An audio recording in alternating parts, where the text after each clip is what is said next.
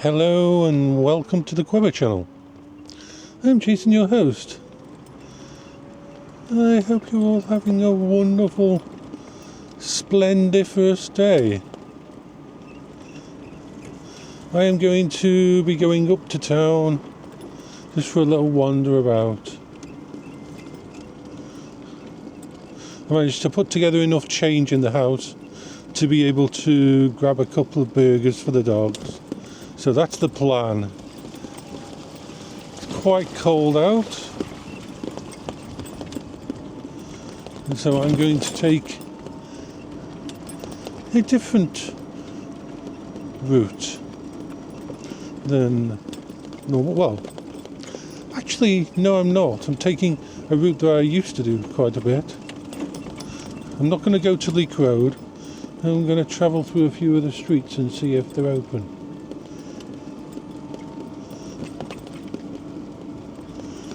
There's quite a biting wind.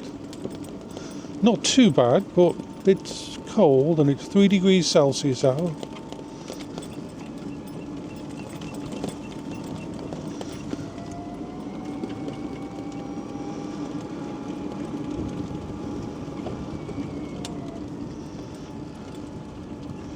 And so it's just a mellow little thing. I'm always interested to see the evolution of coping strategies. Human beings are not machines. We don't follow those same kind of parameters. We have our own limitations and that, but we don't follow those same kind of parameters.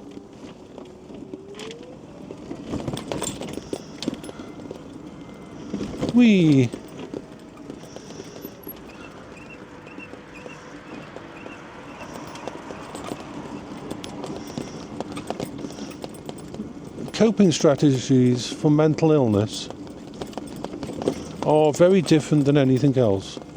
Treatments for mental illness are very different. You see, physical illness is physical problems, broken legs, broken arms, cough, a cold, different viruses. It doesn't matter, they've all got set resources that work on most people, even though people's bodies are unique. If you've got a broken arm or a broken wrist or something, there's a specific set of ways to deal with it. Now,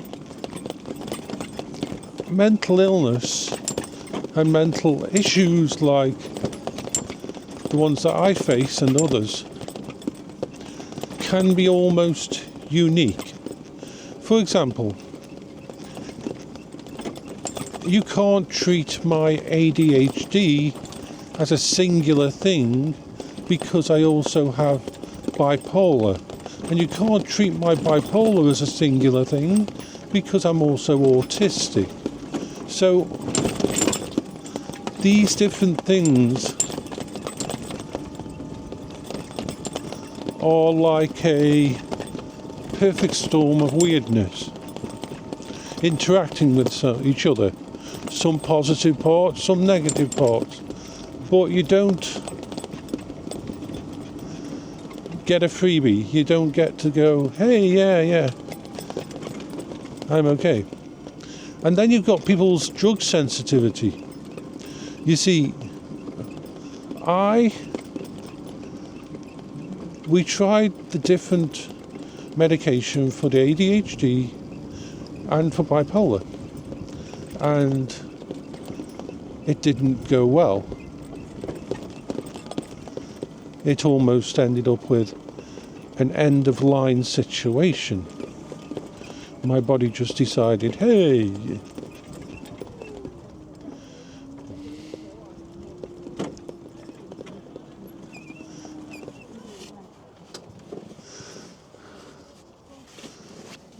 our body just decided it just didn't want to play. I'm just going to plug in the battery on this so that it's, just want to plug it in so it's charging.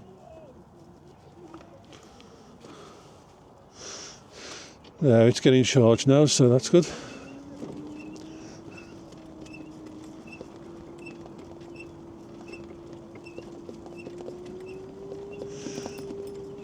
So medication was out.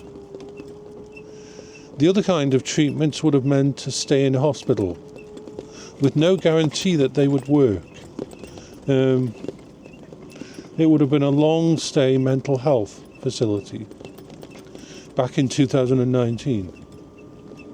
But thankfully, as I've said many times, I ended up with a mental health professional who believed in treating everybody uniquely and to the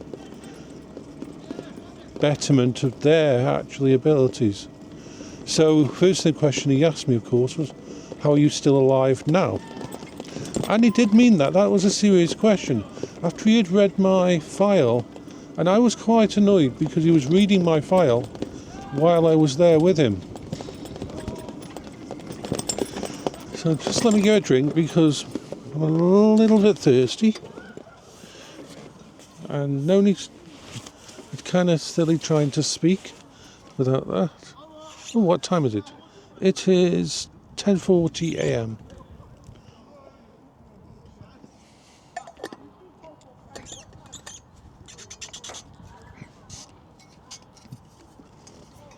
Okay. Let's just put my gloves back on. And I still remember the words, even though it was 2019 when he said it, because it was a very important thing that he said to me, because I was angry. I had been tossed and turned between many different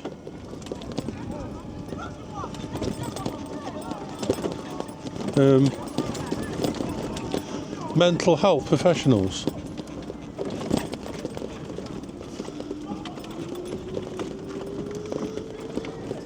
I had ended up with like 6 people, 6 freaking little different mental health specialists, and I love how this is classed as a weak bridge because it can only take 5 tons. So let's not get distracted. What he said was this, and let me set the scene. I got an appointment at the mental health clinic, which meant I had to leave my home. I was just about holding on. I was not in good condition. They had tried different medication. They had tried different things. None of them were working. They were looking towards basically getting me in hospital. But one of their mental health professionals there was really good and hadn't had any space, but he had some space to see me, and they wanted him to see me because I was kind of a unique situation. So I'm waiting outside the office, and I'm angry, I'm antsy, I'm twitchy, I'm angry at the world because nothing's working. Paola's dead. Everything's ending, and why won't they just let me end it? I don't fucking want any help. Because there's nothing they can do. They proved that. They're fucking morons. This was what was going through my head at that moment in time before thinking. And of course, it wasn't on time because they've always got too many people and not enough slots and that. So it was like 15 minutes late, the appointment starting time, and I'd been sitting in this room, this fucking wait room with other people, and I didn't like other people. I didn't want to be there. I wanted to be back home. I wanted to be sitting at my computer away from everything, trying to survive minute by minute and trying not to trigger a PTSD episode where I would see my wife's death over and over. I was kind of tetchy. I mean, seriously, I was kind of tetchy. To put it lightly, I was seriously. I'm going to have to just turn that light on. Yeah, right, I'll just turn that up. So that's the scene. I walk into the office, and he was doing the thing that I absolutely fucking hate. And I'm sorry, I really hated it. And that was when, how can I put this? When you go into a doctor's office and he's a new doctor and someone hasn't seen you, And it looks like he's made no prep work, because the fucker, the first thing he does is pick up your file and start to read it. While you're sitting there, while you're actually fucking sitting there, he just starts reading your file. And I was so angry. Oh my God, I was so angry. I was ready to let loose on this person. I know it would have got me kicked out of the place and refusal of treatment, but I didn't give a fuck. I had watched my wife die. Nothing was working for me. And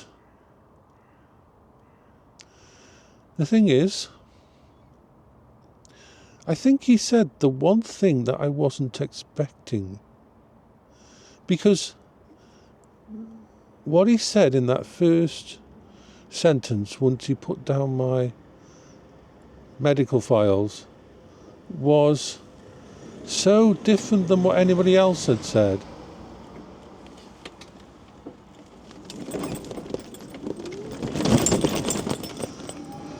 So unusual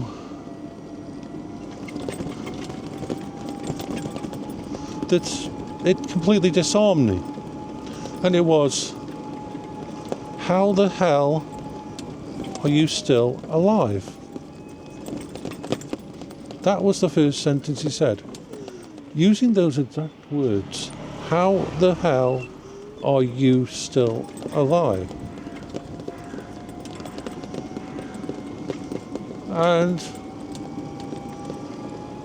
I was like, that sort of it was the one thing I was not expecting him to say. It was the equivalent of someone just dancing on the ceiling or something. It was just so unusual that, oh my God, it's open. I'm going to have to concentrate on this for a few seconds just to get.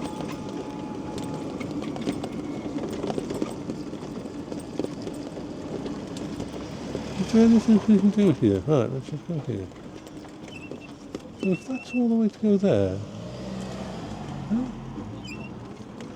we've actually got here.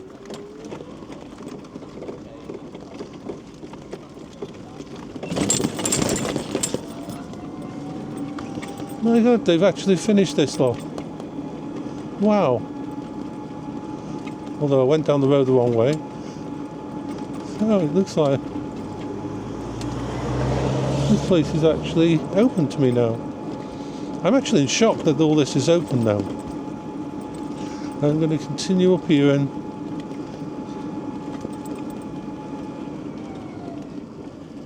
I'm going to cross over onto here. Nice. They've almost finished here. Okay, back to it. And then his second sentence floored me almost even more. And that was, I've had people, and he looked quite sad. I mean, he wasn't putting this on, he was actually quite sad. He said, I've had people with half the stuff you're dealing with, and we haven't been able to save them. How the fuck are you still alive? This floored me. I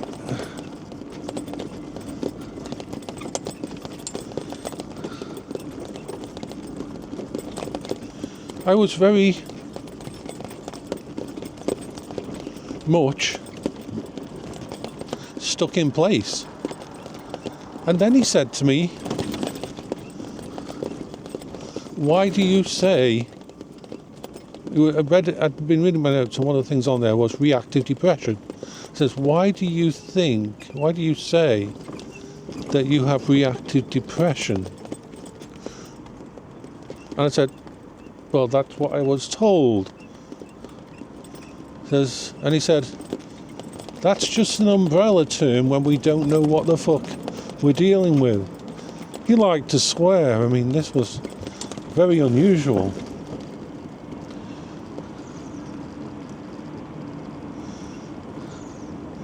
And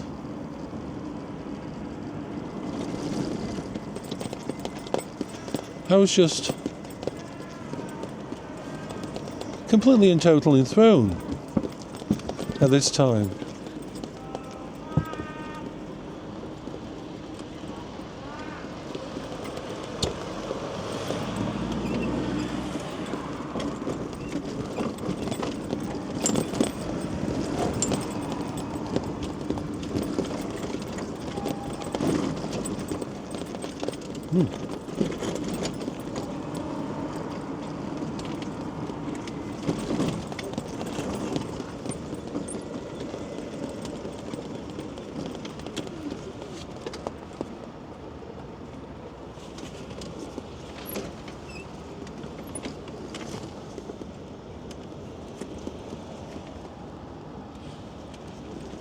Actually, nothing's coming, so I'm going to... So, there I am, sitting in the office of this mental health professional. He's got like 40 years experience, and he's saying that people with half the stuff that I'm dealing with, they haven't been able to save. And by that he means they've died. They've taken their life. They've ended on the end of life thingy because they couldn't cope. How? And within the first meeting, he says, after we had just talked for a while, and how that's when it came about, he says, I'm going to give you a preliminary diagnosis now, and this is an unofficial, but I know what it, he says, I know what it's like to not have information, and how frustrating all this has been for you. And he said, you're autistic. He didn't ask me if I thought autistic. He says, you're autistic, but I can't officially tell you that. You're going to have to go through the actual thingy. And he says, it'll take 3 years for you to get your diagnosis because that's how long it can take. He said, you've got bipolar type 2. He says, I can officially diagnose that already from your notes and from the way you are. And he says, we're going to go from my office now to my colleague who is a specialist in ADHD, and I want you to take the test with him now. And so that afternoon I went to the thingy. This other guy was completely funny because first of all he says, oh, can your mum come in? I says, my mum's got dementia. My mum can't come in. And then he's like, do you have a close family member who can verify your past experiences? Says, no, not really. He says, we can't do this then. He says, we can't do this because without those, there's usually no way to actually show that a person has this ADHD. And I said, I still want to take the test. So there was 3 parts to the test.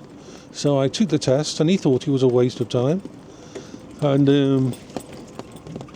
by the end of the test, he took it, read through it, and said, "You've got ADHD." That's how it happened. And now I'm going to shut this down and start again so we can continue with this talk.